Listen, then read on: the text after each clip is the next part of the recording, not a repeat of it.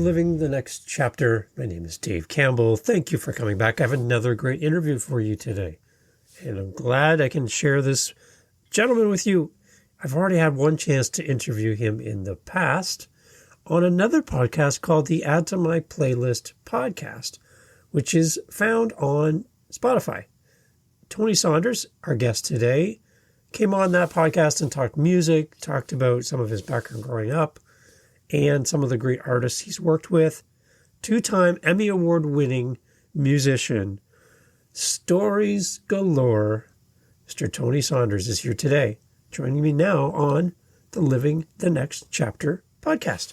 And Tony's going to talk about a book that he's in the process of writing. So if you're a new author or thinking of writing a book, you'll be able to identify with the process and what Tony is working through at the moment. He's crowdfunding for his book, and I'm sure you're going to enjoy this time together, just talking a little bit about the book, about writing as well. When we release this podcast, we're in February, and it's Black History Month. And I wanted to ask Tony, coming from his background and when he's growing up, when he was younger, one of two families in the area, Black families in the area, and what it was like growing up. And he's got some great stories and insight. And we really kind of look ahead too and kind of have a brief conversation about Black History Month is all about remembering all of the things that are in our past collectively in America and Canada. And but beyond that, where do we go from here? And open the conversation with Tony about what he thinks is the next logical step as we not just remember, but look forward to what can be for the Black community and for how we get along as people in life. And he really opened my eyes, really made me think and look back. And I'm excited to share this with you. I hope you enjoy it. And we'll jump back near the end and give you all the details more about Tony Saunders. So go to tonysaunders.com and check out Tony, two-time Emmy Award winner on the Living the Next Chapter podcast. Are you ready? Buckle in. Let's go. We're going to go right now. Tony Saunders, here it is. So we are on today on Living the Next Chapter with Tony Saunders. Hello, Tony. Hello. How you doing? Good to see you again. We are good. We had you on the Add to My Playlist podcast. Excellent podcast. You have to go and listen to it. Here's some great stories from a musical legend, Tony Saunders. And yeah, I'd like to get a link to that because I like to listen back to interviews that I do to make sure that I stay focused. And we had a special guest pop in on that one as well. Your friend Patrick showed up. Oh yeah, that's my MC. Oh yeah, he's the voice of an angel. That guy. Yeah, my personal MC. Oh man, yeah. So very nice. It was really very great to have you on that, Tony. It was really great. So today we want to talk about. This is a podcast about authors in the process of writing or have a book, and we want to kind of share that with an audience, help gain support for authors, and talk about the journey of writing a book.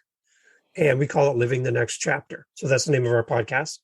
But as well, it's February, it's Black History Month, and there's some things I'd love to kind of get your perspective on in a month dedicated to the history of people in America and Canada, and some of the struggles and the ongoing challenges and hard times that happen just by who people are, right? And how people perceive them.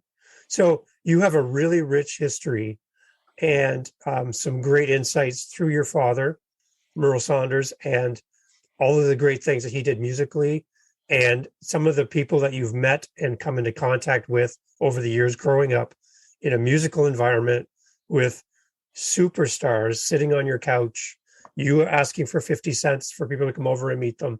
There's been so many people that have crossed your paths in your lifetime. That's leading to this book, which I'm really looking forward to. But I want to talk a little bit before we get into the book about Black History Month.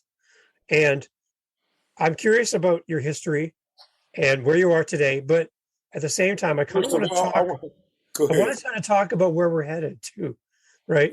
Like, I love that we have a month set aside to focus on Black History Month. That is really important and something that we all really need to pay attention to. But I do want to know, where are we headed in the future? And how is things going to get better? And what do you think we can do to make things better? So let's go back to the beginning. Okay, Let's talk a go little back bit to the about your beginning. family. So I grew up in the late 50s. It was still pretty, even though I lived in San Francisco, it was still pretty segregated.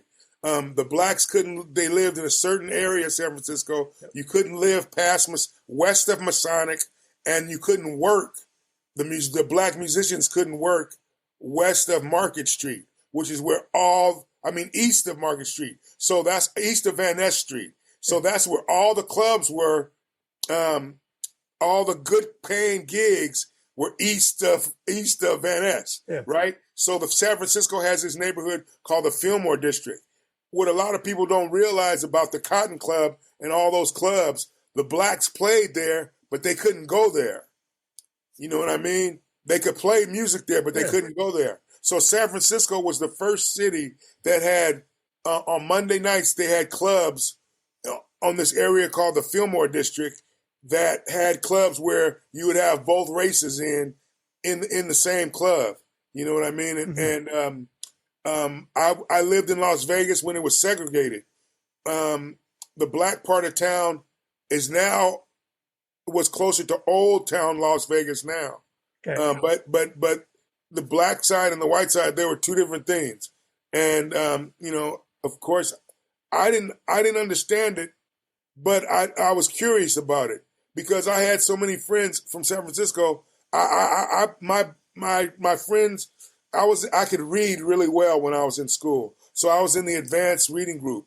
And, I went to school with a lot of Jewish guys, and I would be the only black guy in these groups. So my friends were like Brenda Okawachi, a Japanese girl, and then Paul, what was Paul Bell, Jewish guy, Steve Swartz, Jewish guy. And these, when I would be out on the schoolyard, I would get ostracized by the black guys because they say, Tony, why you hang out with the white dudes? I didn't fit in because I was always trying to mix it up. And then, I'm looking on TV and I'm seeing Martin Luther King. I'm seeing all of these things happen that are like, global things. Martin Luther King. I didn't meet Martin Luther King, but I met Ralph Abernathy and I met Jesse Jackson. Yeah. And, and I've been around them. I was actually around Ralph Abernathy when he backed Ronald Reagan and had to have Secret Service men around him. You know what I mean? Because blacks, everybody wanted to try to kill him because Ralph Abernathy said, I support Ronald Reagan. You know what I mean? And, pretty crazy. So this is another story that'll be in the book. I dated this girl named Linda Beversluis. She was Betty Ford's personal secretary. And so I got to go in the White House. You know what I mean? And I remember going to, that famous scene where we always see the president coming down the stairs, right? Yeah. I was going to run upstairs, and the Secret Service guy, thought I was somebody off the tour that just turned to run and go up the stairs. But he grabbed me, and then I go, hey, no, here's my pass. He says, man, keep that visible. Keep that visible. Amen, because he grabbed me in a heartbeat. He said, because I could kill you in about 5 seconds. I'm going like, wow. I said, I'm just here with Linda, I'm going up to check out the Lincoln bedroom and stuff. I want to see the stuff in the White House, and the White House is really small, but it's projected to be really big. Yeah. It's really a small place, but getting exposed to that stuff and the era that I grew up in. So I'm a guy that in the 3rd grade, President Kennedy got killed. Okay. So, and I didn't understand all of that.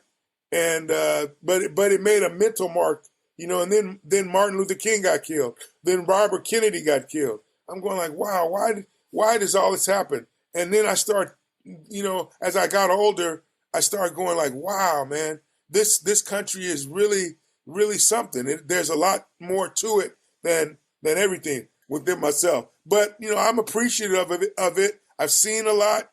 I wish that everybody could just get along. Which is why I play. I'm glad through music I've gotten to go all over the world and people don't look at my color as long as I can play bass. You know what I mean? I can play bass, so I got an opener. I got an opening line. Yeah. You look at me play bass, and then you'll want to be around me because I'm so good.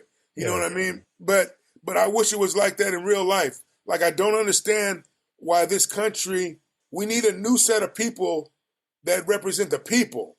Senators and congressmen, they've been lifetime politicians, and they've kind of, I think they should go to Washington one day, 1 or 2 days a month, but then they should go back to where they come from and see how it is. You know what I mean? Then maybe we get a better look. And plus, it's not about, helping this oil company or helping this. Let's do what's right for the people. Yeah. What's going on right now in the United States? It's just, it's crazy.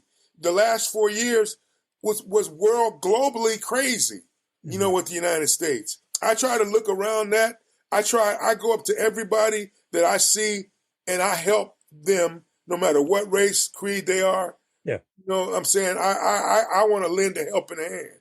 Like I told you earlier, you said that you have a church where the Underground Railroad, a safe house, where the Underground Railroad ended in Canada. Yep. And when I chased my DNA back, I was the guy that we can trace back to on my dad's side was named Jacob. He came from Madagascar.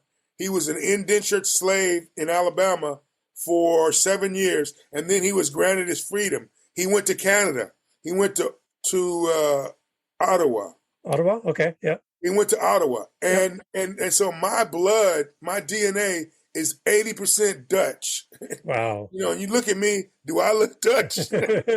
No. But I got 80% Dutch blood, then 20%, the rest is American Indian. You know what I mean? And so I imagine it's a little less than 80% because I'm definitely got some African in me, as you can see. But it's really a great thing to have this in me and I'm a global person. You know what I mean?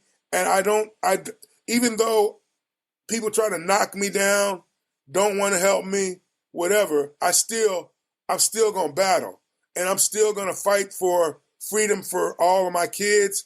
I want my grandkids and my kids to have the best that they can have. You know what I mean? I get along with every race. It's not a problem with me. I don't judge people except for how they're, like Martin Luther King said, by the content of their character, not by the color of their skin. Exactly. And so the content of I've seen a lot of really famous stuff. I've sat in that pew where Coretta Scott King sat when they had Martin Luther King's funeral. And while I was there, this white guy came up to me and said, "Hey, this is the last program. I know I'm hearing you're not from around here. So I'm going to give you my program, this thing that they had that they were giving out at the King Center. I'm going to give you my program because I can come back and get another one." So this guy came up and just gave it to me because I'm, Mr. Jovial, and I'm just so excited to be in the King Center and see all the stuff that Coretta and Martin did, and they live right next door to that, and it was pretty incredible because this guy Martin Luther King did a lot, to help people and to help Black people, and Black History Month is about the history of. We've developed a lot of things. We've developed a lot of things. We have patents. Our history is rich. Yes. You know what I mean? And it's a rich history, and it should be included in America. America is a melting pot. Yes. And it's a great. The whites came from England because they wanted religious freedom. We should just all give life a chance. Yeah. You know what I mean? And let's be on an equal board. We're all the same. When we all bleed, we all bleed red. Exactly. You know what I mean? We don't bleed blue or green. We all bleed red. And if we take off this skin, I'm the same as you. Yep. You know what I mean? Underneath my muscles and everything look just like you. Yep. Why God did this thing with the color, I don't know. So I don't know why we want to ostracize one race or depict one race as being bad or good. We're all good.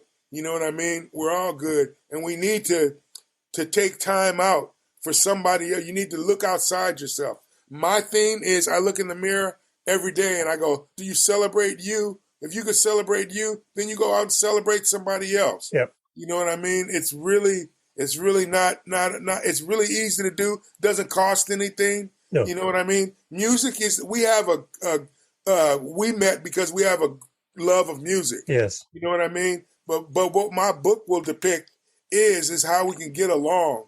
When you asked me before, what will they get? They will get that Tony Saunders liked everybody. You know what I mean? Mm-hmm. I had no prejudice in my heart. You shared a cool story, Tony, about Las Vegas and Marilyn Monroe.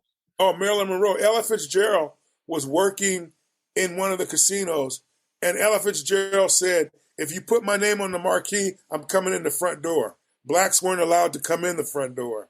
So Marilyn Monroe said, as long as Ella Fitzgerald comes in the front door and does her show, I will be there every night with my entourage. And I think she had eight tables right there in the front where she came every night. She footed the bill, and supported. She loved Ella Fitzgerald singing. And it's just, it was a time when it was segregated in Vegas. Yeah. Like I say, I lived in the Carver House Motel, which was Carver House Hotel, which was totally segregated. Yeah. And it was all black hotel. And, we had to walk to the casinos. It was a ways. Now it's funny to watch Las Vegas as it's grown together. The black side of town is just south of old Las Vegas.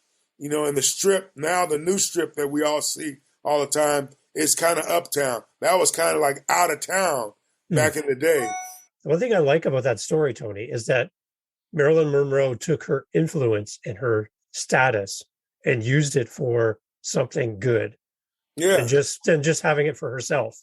Like she took that stage, that platform she had, and used it to help break down a really ridiculous rule, if you think about it. Like, it's crazy, man. It's ridiculous. Just because you're black, you got to go in the back door. I would say the biggest thing you could learn in Black History Month as a black person is to like you have to widen your circle to include more people, because we have to get everybody a comfort zone, where they don't just categorize us as, oh, as a big black guy, I'd better cross the street and get out the way. But people, I'm a big black guy, but I'm a teddy bear. That's my name. People call me Teddy Bear. There you go. And because I'm so nice, you know what I mean. So there is that. There is that. And it's I think that we need to sit down, the Congress people, the people in your. I've been more accepted in your country and England than I have been in my own country. Yeah. You know what I mean? I played for Princess Di back in the day. I've been in Kensington Palace. I've been, I've seen stuff that you wouldn't normally see. It's pretty cool. I've been on the plane that took Kennedy to Dallas. Really? I stood there right in that same spot where LBJ was sworn in. Wow. I've seen Kennedy's pipe holder on his plane. You know what I mean? Yeah. It's like, hey, it's like I've gotten to see some stuff that just go like, wow. So take me back to Tony, to your dad for a moment. I love that on your website you have a whole page for your father and all the amazing things that your dad did musically. A great man, a great legacy that kind of blended into your life and set you up as well to kind of do music and continue his legacy. So I love that you have that on your website for your dad. That's very special. No, it is very special to me because, like, he could look at me across the stage and just do a weird look, and I would go, "Oh, you want me to go to C sharp? Okay, cool." You know what I mean? Yeah. And there was nothing funner than to hang out with my dad on the road. It was great. We went for lots of walks, lots of talks. And I knew at an early age that I had a gift for music. And I didn't realize how much of a gift, so I hung around him and got to be around some of the most incredible people that I've ever been around. And, it was something that he was a crossover guy. He was one of the jazz guys they went and played with the rock guys. Yeah. So the jazz guys ostracized. They were like, "Why are you playing with them? They can't play." And the rock guys were going, "Oh, this is so great having this great." Jerry Garcia was like, "This is a great influence on me because you know all these chords and how all these scales go. Yeah. It's really cool." So do you remember your father talking about how difficult it would be as a musician back then to do music, to play live, to get an audience, and kind of just the upward battle of trying to create music in that kind of environment where, as an artist, you can't come through the front door. You can only play at these certain times in this location. Yeah, Did your father share that with you? I have a picture here. So you remember, so my dad had a regular gig at this place called Jack's of Sutters, and when he came back from Germany, he was in the Air Force. He was a military police, and when he came back, he had a regular job that he played because he started to have a family. He had a regular gig that he did 6 nights a week, and then they had a jam session on Sunday morning. 6 a.m., right? Was it like 6 a.m. or something on Sunday morning? 6 a.m. Sunday morning. Who does music at 6 a.m., Tony? Hey, it was crazy. But I got a picture here of a jam session he had, and it's a picture of Miles and my dad. Because all of the people, so that's how I got to meet so many people. Because all of the black guys that came to San Francisco, they stayed at this one hotel, the Sam Wong Hotel, down on the edge of Chinatown. And George Benson, all of these guys, they all stayed at this same hotel. They all went to the jam session with my dad. They all played with him, and he was a B3 beast. He was a beast on the organ. Yeah, playing jazz. But he had by 1960 he had 3 kids, so he had to work. Because he worked, I think, for a very brief moment at the post office, and then him and his cousin Eddie Moore, who played drums with him, they couldn't do it. They had to do music full time. Yeah. And of course, my mom, who was a straight-laced Catholic girl, was going like, "What do you mean you're quitting your job at the post office?" My dad said, "I can make it work."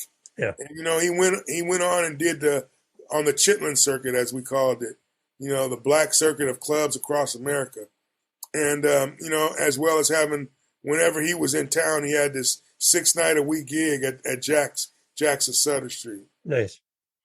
So let's jump over to the book. Okay. So it's Beyond the Baselines. Where are you at in the process right now of the book?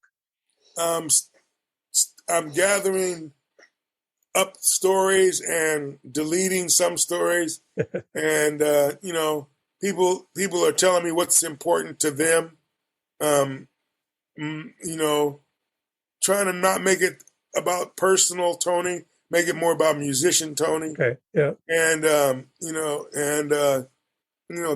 way it can have a global meaning, and people will like the book globally. Yeah.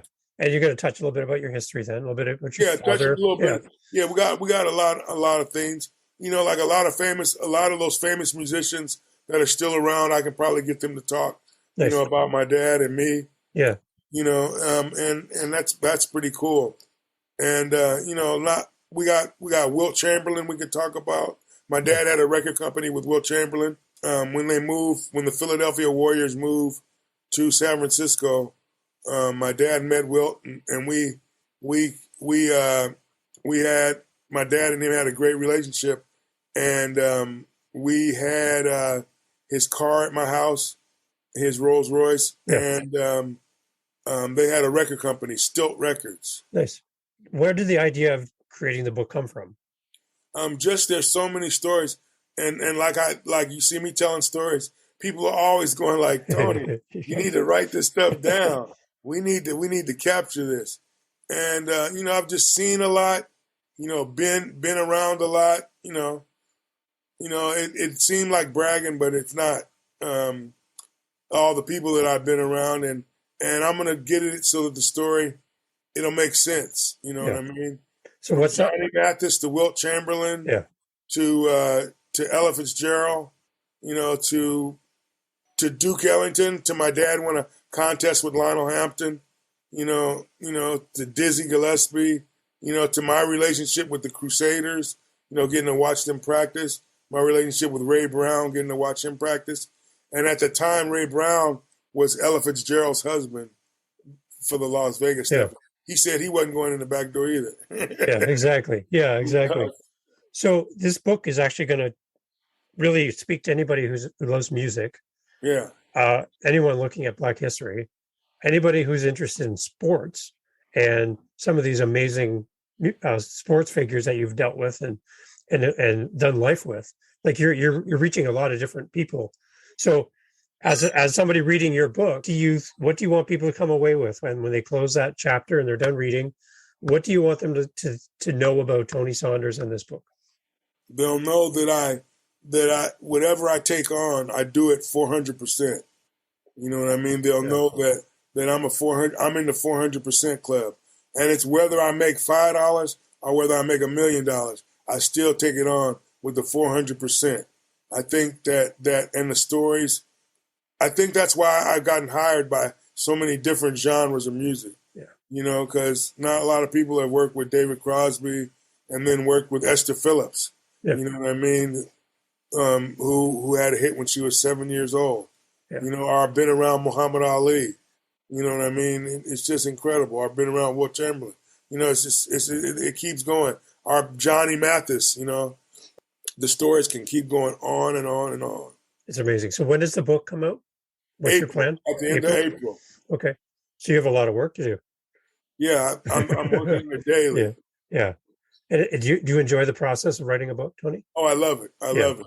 Yeah, we have group talks, and then they send it to me what I talk about, and then we edit out what we want to edit out. Have a great team in Atlanta that is working on it. Brunetta Nelson and her company, Imprint Productions. Imprint, okay. And they are great. And you too can help out. You too could be in the book.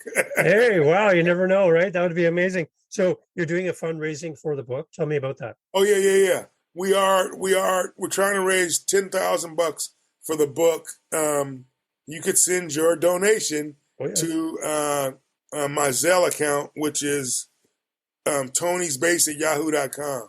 Okay. Or you could send it to my website, but you have to say that this is for the book.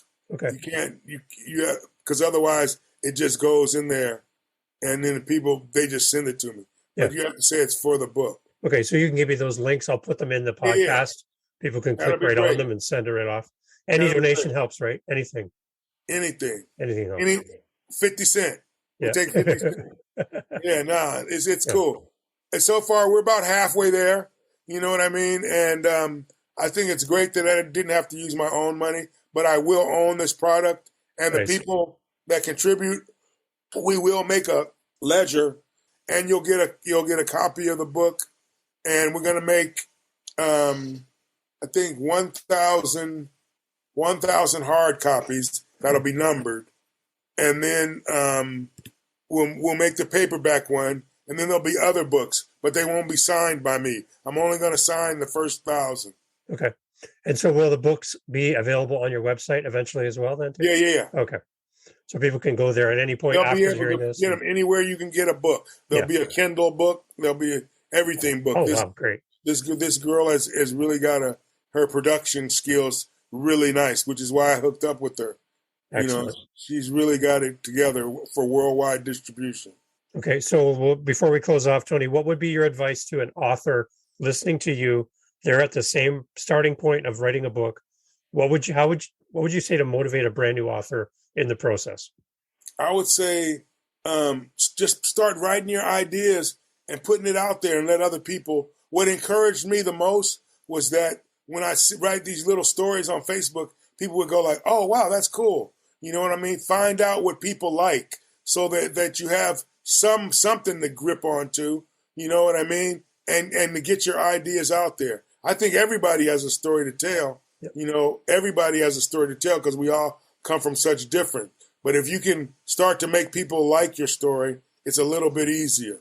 It's great. And the other part, too, it goes with writing the book, is building a community around the book so that you can talk to them and share the stories with them. Yeah. So what do you do on Facebook or in your life to build community? I build community by just letting people. I always talk to people, Yeah. and if you come to my gigs, like I'm the last one to leave. You know what I mean? People are always going, "Come on, Tony." And I'm going, but I got, I'm hanging out here for a second. You know what I mean? I think that you have to be nice all the time. Yeah. I like to be nice all the time. I don't like, it when people do weird stuff. I like to be nice, and I think that I'm trying to. Perhaps it's a far reach, but I think that I'm trying to build a community of love. You know what I mean? Where we all love each other. I want this big love fest, so that we all. I was raised in the hippie era of the love fest. So we want to just share love and be love. And have a lot of love. Keep a lot of love around. That's awesome. That's great. So we have TonySaunders.com. All the information will be there. If you ever have any questions for Tony, you can always reach you through your website. Yeah, Facebook as well. If you reach me through my website, I answer the question. Nobody else answers them. That's great. So you want access to a great person who has stories for hours and hours and hours. This is the guy to talk to. This is Tony Saunders from TonySaunders.com. Great musician. I can't wait for the book. I want a copy, so I put my name down. Okay. I'm going to send you some cash, Tony, because I want this. And I really do appreciate you taking time to be on our podcast and living the next chapter. It's all about connecting the author and the audience. And that's exactly what I wanted to do with you today. So for you to take time for me is amazing. I know you're a very busy man, so thank you so much. Oh, no, it's all good. It's all good. I love talking, and you're a very nice person. So, what better way? And I got to tighten up that Canadian community. So, tighten up my Canadian community so that my wife and I, when we come to Canada, we'll have some place to visit. That's her waving right here. Hello, how are you? Hello.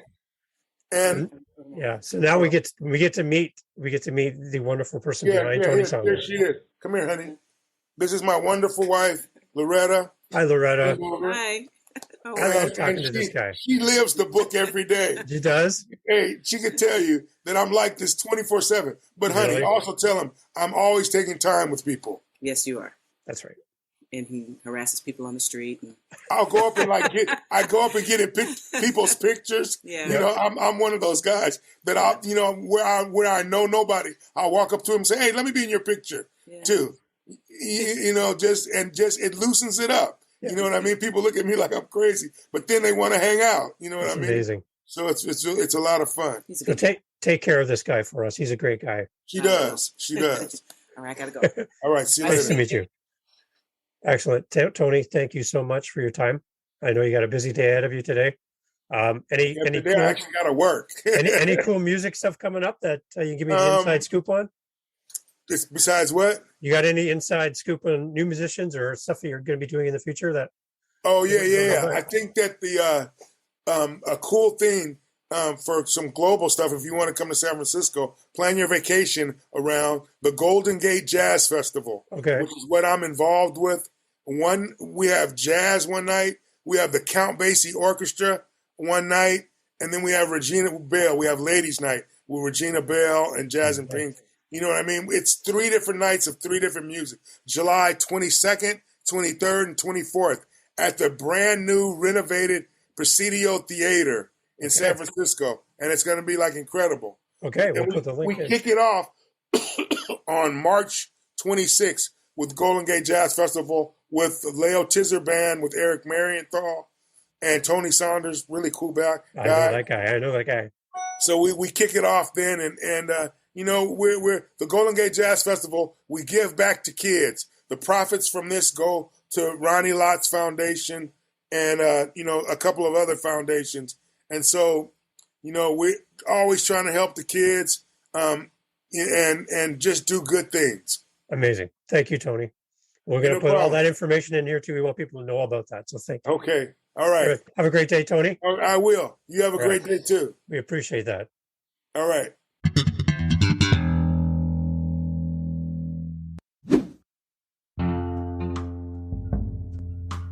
Hi, guys. This is Dave from Living the Next Chapter, a podcast designed to connect authors and audiences. We're always on the lookout for our next interview. If you're an author, a publisher, and you have a book, whether you're just starting, whether you're halfway through writing, or it's all done and you want to tell the world, that's why we're here at Living the Next Chapter. Get in touch with us through livingthenextchapter.com, contact us, and let's set up some time together to discuss your book, to discuss your project, and how we can get you on the show. My name is Dave, and I would love to speak to you. So go to livingthenextchapter.com, and let's get over there together and discuss all the great things that you're up to as an author, as a publisher, and let's grow your audience together. Join us on livingthenextchapter.com for great authors and an audience that's eager to hear about what you're up to as an author and a publisher. Contact us today, and let's get your book out in front of others. Thanks for listening, and we'll see you on the next one.